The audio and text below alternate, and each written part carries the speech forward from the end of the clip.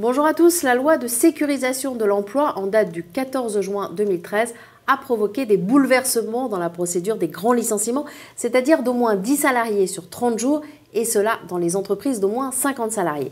Et pour en savoir plus sur cette réforme, nous accueillons sur ce plateau Pascal Pérez de Ars, spécialiste sur le sujet aux éditions Francis Lefebvre. Pascal, bonjour.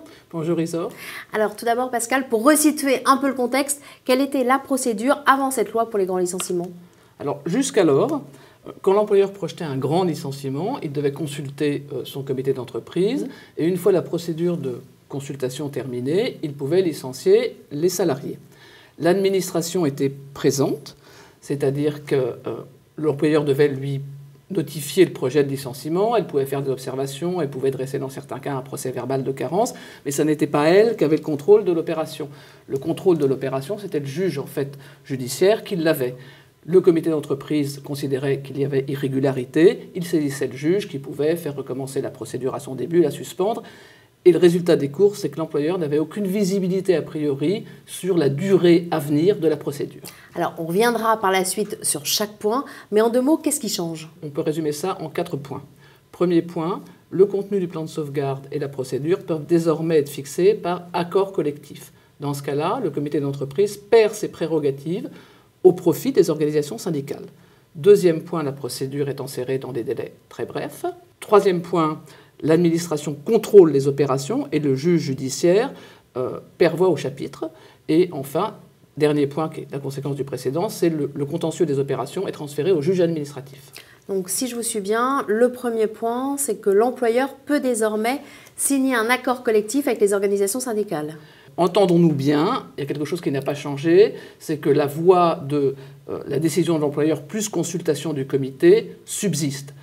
À peine modifiée, si ce n'est que l'employeur doit désormais récapituler la procédure dans un document qu'il transmet à l'administration qui doit l'homologuer. Bon.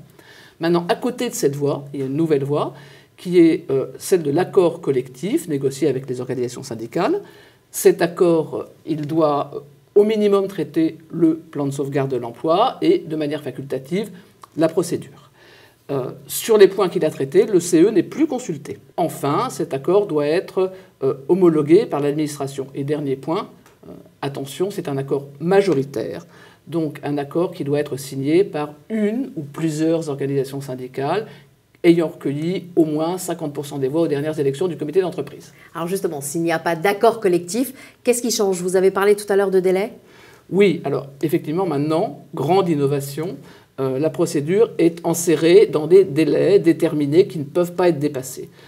Si on prend comme point de départ la première réunion du comité d'entreprise, le comité doit donner son avis dans les 2 mois pour moins de 100 licenciements, dans les 3 mois 100 licenciements jusqu'à 249, ou dans les 4 mois pour plus de 249 licenciements, c'est-à-dire 250.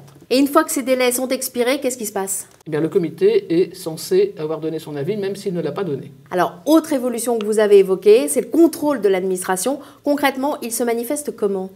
Bon, le contrôle de l'administration, il se manifeste tout d'abord par le pouvoir d'homologuer le document d'employeur ou de valider l'accord collectif. C'est fondamental parce que sans homologation, l'employeur ne peut pas licencier. S'il le fait, les licenciements sont nuls, ce qui veut dire que le salarié peut réclamer et obtenir sa réintégration. Alors malgré tout, on ne peut pas exclure l'hypothèse de contentieux. Alors là, est-ce que les règles ont changé? Là aussi, les règles sont bouleversées.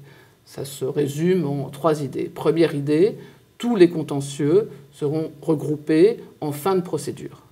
Autrement dit, s'il surgit un problème en cours de procédure, il sera traité avec la contestation de la décision de l'administration sur la validation ou sur l'homologation. Donc tout à la fin.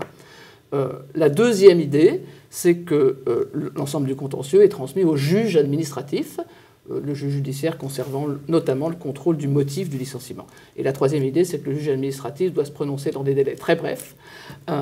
Le tribunal administratif a 3 mois pour statuer. S'il ne le fait pas, transfert automatique à la cour administrative d'appel, qui elle aussi a 3 mois. Et si elle ne traite pas le dossier dans ces délais, c'est transféré au Conseil d'État, qui lui n'a pas de délai, mais devrait se prononcer assez rapidement. Pascal, merci. Merci Isor. Quant à vous, je vous remercie de nous avoir suivis. Et pour toute information complémentaire, vous pouvez consulter le Memento Express sur les réformes sociales 2013, publié par les éditions Francis Lefebvre. À très bientôt.